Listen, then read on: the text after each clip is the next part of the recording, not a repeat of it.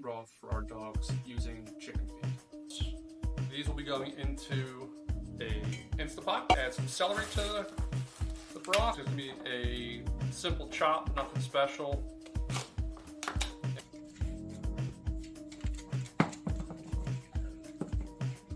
Throw everything in there, including the leaves. I'm going to do 3 stalks. And just like your celery, you can keep all the stems on. A little bit of turmeric for inflammation. It's a good one. Also remember to add a little black pepper, which activates your turmeric. Next is your little bit of black pepper. You're just going to throw about a half a teaspoon, just enough to activate it, nothing to really season it.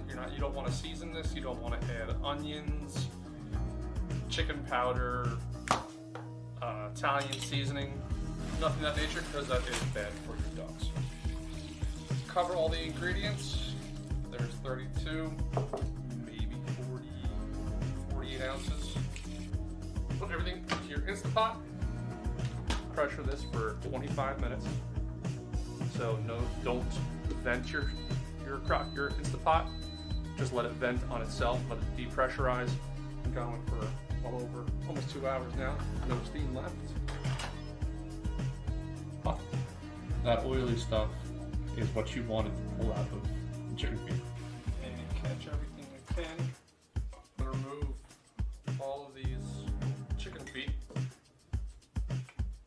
because you don't want bones in the end product.